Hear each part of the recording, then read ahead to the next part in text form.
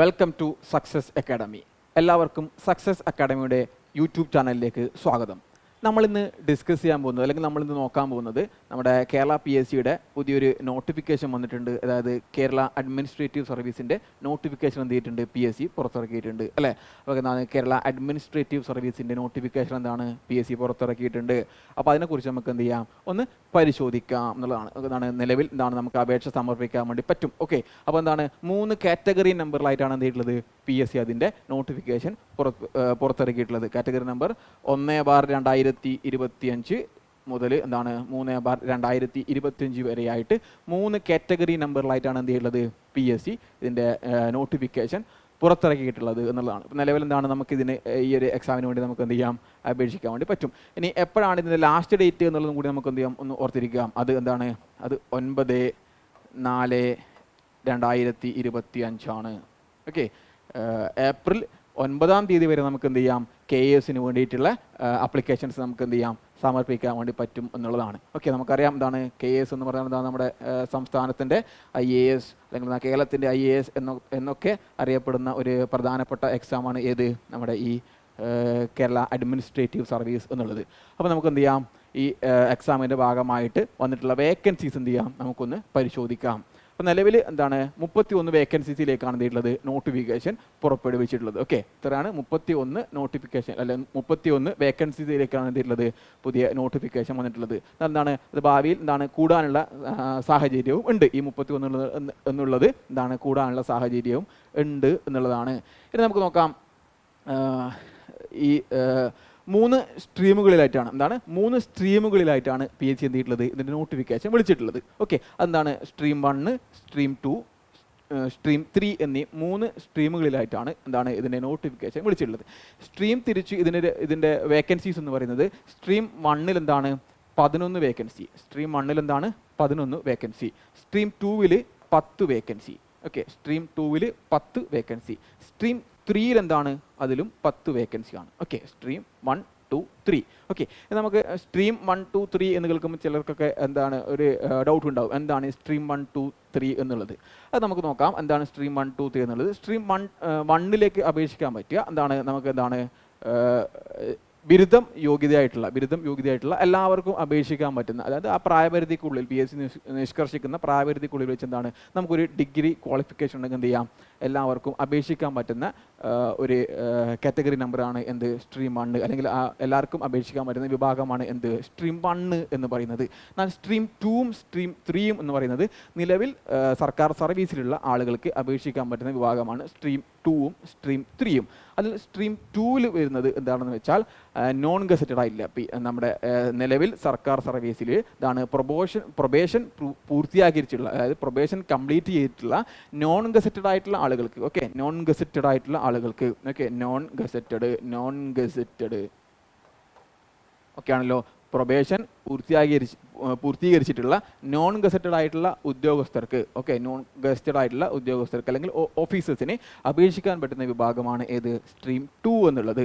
എന്നാൽ സ്ട്രീം 3-ൽ വരുമ്പോഴെന്താണ് അത് gazetted ഓഫീസേഴ്സിനുള്ളതാണ്. Okay, നിലവിൽ സർക്കാർ സർവീസിലുള്ള ഗസറ്റഡ് ഓഫീസേഴ്സിന് അപേക്ഷിക്കാൻ പറ്റുന്ന വിഭാഗമാണ് ഏത് സ്ട്രീം 3 എന്നുള്ളത്. അപ്പോൾ ഈ 3 സ്ട്രീമാണ്. ഓക്കെ, അപ്പോൾ സ്ട്രീം 1 എന്താണ് അത് ഓപ്പൺ ആണ്. ഓക്കെ, അത് ഓപ്പൺ കാറ്റഗറി ആണ്. അത് ഓപ്പൺ കാറ്റഗറിയും സ്ട്രീം 2-ൽ വരുമ്പോൾ എന്താണ് പ്രൊബേഷൻ പൂർത്തിയാക്കിയിട്ടുള്ള നോൺ ഗസറ്റഡ് ആയിട്ടുള്ള ആളുകൾക്കും. സ്ട്രീം 3 എന്ന് പറയുന്നത് എന്താണ് അത് ഗസറ്റഡ് ഓഫീസേഴ്സിനും, നിലവിൽ സർക്കാർ സർവീസിലുള്ള ഗസറ്റഡ് ഓഫീസേഴ്സിനും അപേക്ഷിക്കാൻ പറ്റുന്ന 2 വിഭാഗം എന്നിങ്ങനെ ആയിട്ട് എന്താണ് 31 ഒഴിവിലേക്കാണ് നിലവിൽ എന്ത് ചെയ്തിട്ടുള്ളത് PSC ഇതിൻ്റെ അപേക്ഷ ക്ഷണിച്ചിട്ടുള്ളത് എന്നാണ്.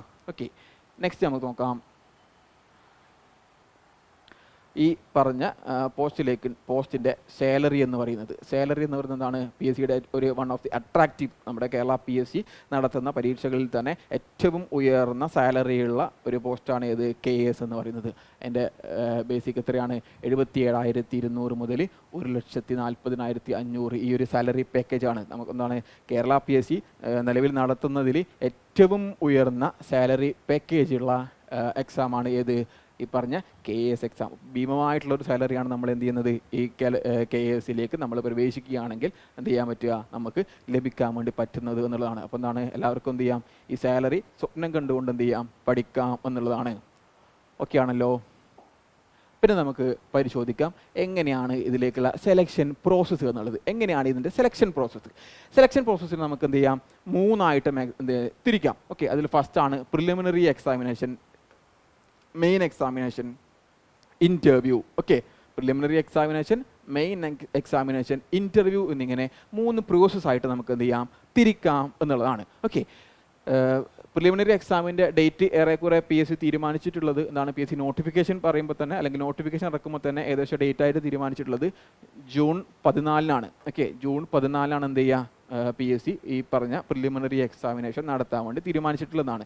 ഈ പ്രിലിമിനറി എക്സാമിനേഷൻ 2 പേപ്പർ അടങ്ങുന്നതാണ്. ഓക്കെ, 2 പേപ്പേഴ്സ്, രാവിലെയും ഉച്ചക്കുമായിട്ട് 2 പേപ്പേഴ്സ് അടങ്ങുന്ന ഇതിലാണ് എന്ത് ചെയ്തിട്ടുള്ളത്, ഈ പ്രിലിമിനറി എക്സാമിനേഷൻ എന്താണ് PSC നിശ്ചയിച്ചിട്ടുള്ളത് എന്നുള്ളതാണ്.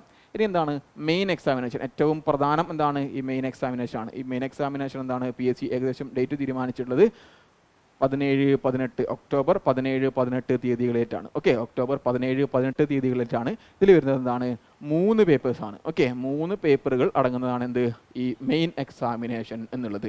അതിനുശേഷമാണ് PSC എന്ത് ചെയ്യുക, ഇൻ്റർവ്യൂ നടത്തുക. ഇതിൽ എന്താണ്, ഈ 2 എക്സാമുകളിലും ക്വാളിഫൈ ചെയ്യുന്ന ആളുകളെ എന്താണ് തിരിച്ച് അതിനുശേഷം എന്ത് ചെയ്യും, ഫൈനലായിട്ട് ഈ മെയിൻ എക്സാമിനേഷനിലും ക്വാളിഫൈ ചെയ്യുന്ന ആളുകളെ എന്ത് ചെയ്യും, PSC എന്ത് ചെയ്യും, ഇൻ്റർവ്യൂവിന് ക്ഷണിക്കും. ഓക്കെ, ആ ഇൻ്റർവ്യൂ ഏകദേശം ഫിക്സ് ചെയ്തിട്ടുള്ളത് 2026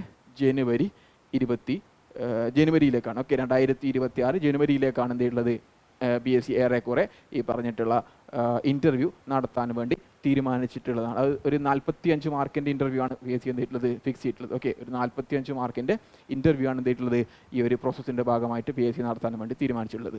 PSC എന്നിട്ട് എന്താണ് ഇതിൻ്റെ ഫൈനൽ റാങ്ക് ലിസ്റ്റ് പബ്ലിഷ് ചെയ്യാൻ ഉദ്ദേശിക്കുന്നത് അപ്പോഴാണ് 2026 ഫെബ്രുവരിയിലേക്കാണ്. ഓക്കെ, 2026 ഫെബ്രുവരി 16 എന്ത് ചെയ്യുക, പബ്ലിഷ് ചെയ്യുക, ഫൈനൽ ലിസ്റ്റ് പബ്ലിഷ് ചെയ്യുക എന്നുള്ളൊരു ടാർഗറ്റ് വെച്ചിട്ടാണ് PSC എന്ത് ചെയ്തിട്ടുള്ളത്, നോട്ടിഫിക്കേഷനും അതിൻ്റെ മറ്റ് എക്സാം, മെയിൻ എക്സാം, ഇൻ്റർവ്യൂ പ്രോസസ്സുകൾ എന്ത് ചെയ്തിട്ടുള്ളത് ഏറെക്കുറെ PSC തീരുമാനിച്ചിട്ടുള്ളത് എന്നുള്ളതാണ് നമ്മൾ എന്ത് ചെയ്യേണ്ടത്, ഓർക്കേണ്ടത് എന്നുള്ളതാണ്. ഓക്കെ,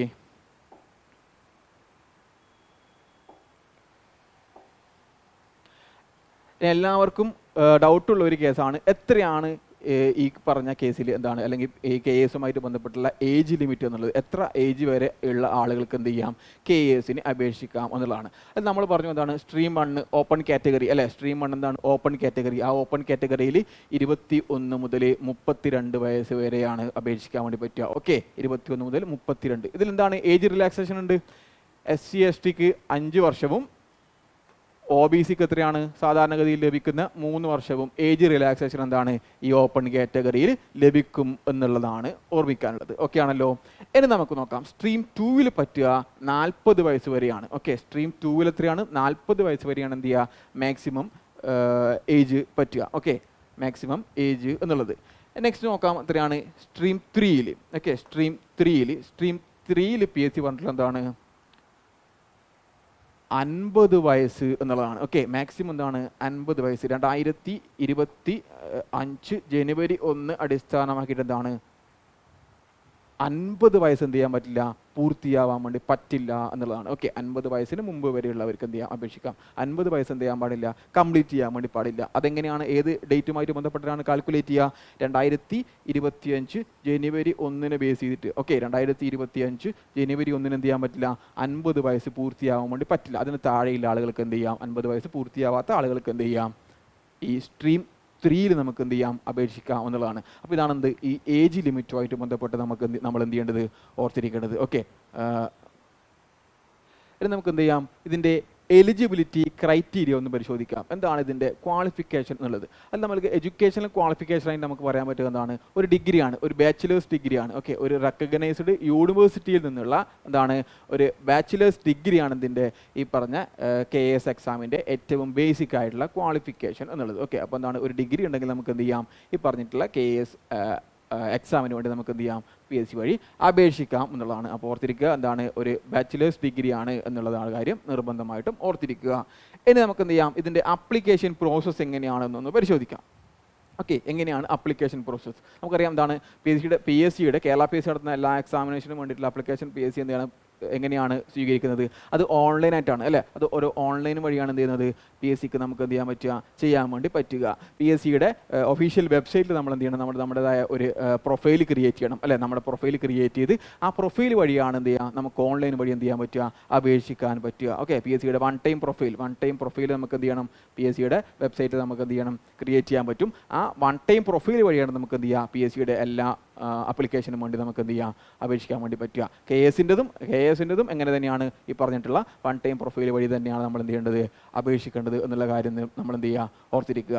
നമ്മൾ കേരള അഡ്മിനിസ്ട്രേറ്റീവുമായി ബന്ധപ്പെട്ടിട്ടുള്ള നോട്ടിഫിക്കേഷനെ കുറിച്ചാണ് നമ്മൾ എന്ത് ചെയ്തിട്ടുള്ളത്, ഇന്നത്തെ ഈ ഒരു വീഡിയോയിൽ ഡിസ്കസ് ചെയ്തിട്ടുള്ളത്. ഈ ഒരു വീഡിയോ എല്ലാവർക്കും ഉപകാരപ്രദമായി എന്ന് കരുതുന്നു. അപ്പോൾ ഇത്തരത്തിൽ ഉപകാരപ്രദമായിട്ടുള്ള കൂടുതൽ വീഡിയോകൾക്കായി എന്ത് ചെയ്യുക, ഈ ചാനൽ എന്ത് ചെയ്യുക, നിങ്ങളെല്ലാവരും സബ്സ്ക്രൈബ് ചെയ്യുക. Thank you.